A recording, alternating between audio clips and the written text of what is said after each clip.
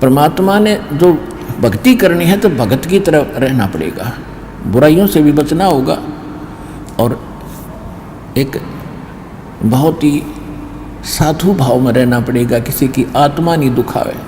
ठीक है, आपको धीरे धीरे सेट होने में टाइम लगेगा, जैसा भी जिसका व्यवसाय है अब वर्तमान में उसमें एक साधुता लाओ। जैसे कोई मजदूर है, सेवा कर रहा है किसी के और भगत हो गया तो वो तन मन धन से सेवा करे उस मालिक के उसमें, क्योंकि वहाँ से उसने रोटी मिल रही है।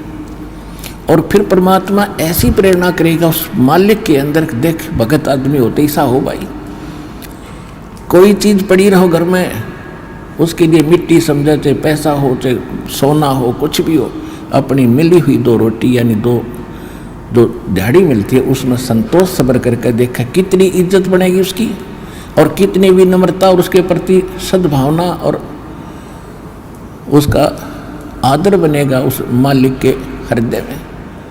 इसी प्रकार अगर आप मालिक हैं, भगत हैं, आपके यहाँ कोई सेवादार सेवा करता है, उनको अपने बच्चों की तरह समझाए, उनको भगवान के बच्चे समझाए। वो बालक सेवा कर रहे हैं, भगवान के बच्चे हैं, उनको प्यार दे और उनके साथ कोई ऐसा गलत बर्ताव नहीं करे।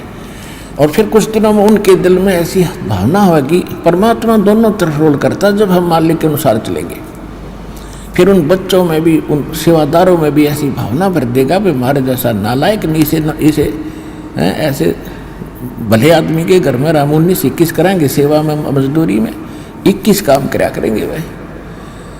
तो इस तरह कितना अच्छा माहौल बनेगा। और हम जैसे मालिक तो समझता है कि न रुपये पैसे दो 100 रुपये और काम खींचूँ 1000 का, और मजदूर क्या समझते हैं, रुपये लेवा 500 और काम करा 100 रुपया का।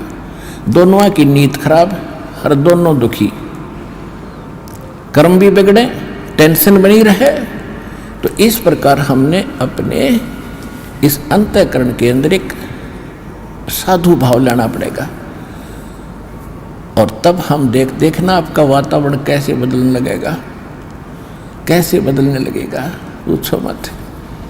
तो तब हम यहाँ भी सुखी होंगे, आपको चिंता नहीं रहेगी कि वहाँ सेवादार सेवा कर रहे हैं, वो अपने तन मन धन से सेवा करेंगे, भगवान से डर के वो भगवान से डरने वाले हो जाएंगे, फिर बातें खत्म हो जाएगी।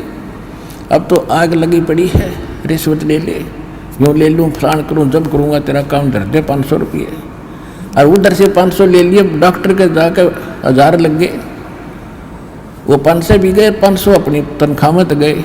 अरे वो पाप कर्म जो कह दो धरे के धराए रहेंगे, फिर गधा बन कर पूरे करेगा जिससे रिश्वत ली है।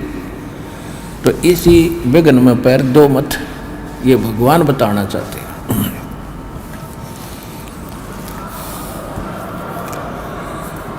और जब आपको ये ज्ञान होगा ना, जहर दिखाई देगा आपको, और जब आप नेक नीति से चलोगे तो पूछो मत।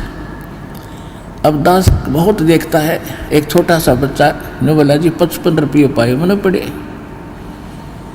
वो घर पे ले आया, घर वाले बोले ना बेटा हमने नीचे धर दे, अपना दान पात्र में डाल दिए, इस वजह हम नहीं खाएंगे।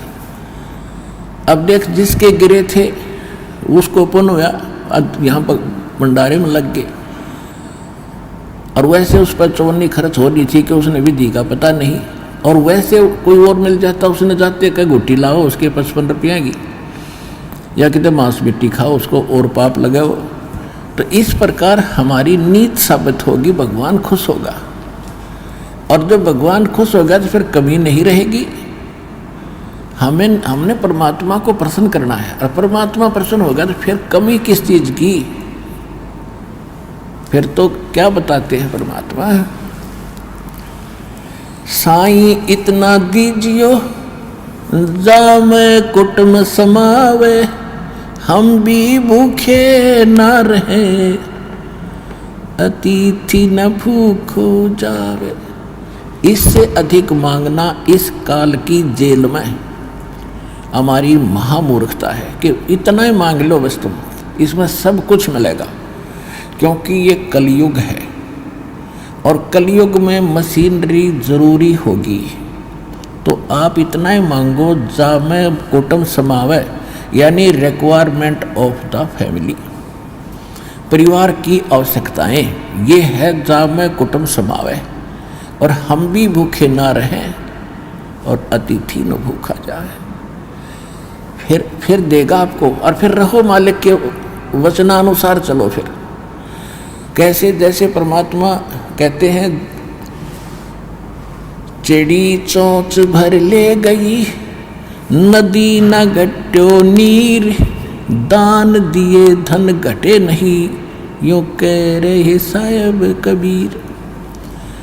परमात्मा अपना साइन कर रहे हैं इस वाणी को बोल करके, कह रहे साहिब कबीर कि दान करने से धन नहीं घटेगा, ये नियम है ईश्वर का, परमेश्वर का। और दान सुपात्र को करे, गुरु बिन माला फेरते, गुरु बिन देते दान, गुरु बिन दोनों निष्फल हैं, चाहे पूछो वेद पुराण। देते को हर देत है, जहां तहां से आण, अण देवा मांगत फिरो, फिर साहिब सुने ना कान। अब परमात्मा ने एक भूमिका करके दिखाई हमारे को कि साईं इतना दीजियो जिसमें कुटुंब समावे। एक धानक, एक जुलाहा, सुबह से लेकर शाम तक एक बारीक बारीक तार इकट्ठे करके धागे और कपड़ा बुनता है। एक दिन में मुश्किल से भी 5 फुट 10 फुट बना पाता है, 5 फुट 4 फुट, और बहुत लंबा सैकड़ों फुट का तार वो थान बनाना पड़ता है, ताना बनाते थे। वो हफ्ते में पूरा होता।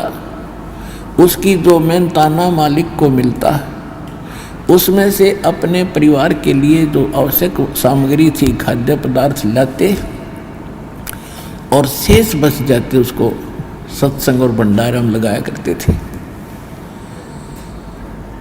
इस प्रकार परमात्मा हमें उदाहरण देते हैं कि इस लोक में आप भगवान की भक्ति अवश्य करो, पूर्ण संत से प्राप्त करके, फिर परमात्मा एक्शन में आवेगा। और वैसे आप ये फार्मूले अपनाओगे तो सफल नहीं हो पाओगे, क्योंकि फिर आपके साथ काल रहेगा, ये मन है, और केवल वर्क डन मिलेगा आपको। यहाँ वर्क से भी अलग मिलेगा आपको, किस्मत से भी न्यारा देगा परमात्मा, क्योंकि हम परमात्मा से कुछ और मांग ही नहीं रहे, इतना ही मांगते कि हमारी भक्ति बनी रहे और हमें कोई आवश्यक वस्तु का अभाव ना हो, बस इतना सा।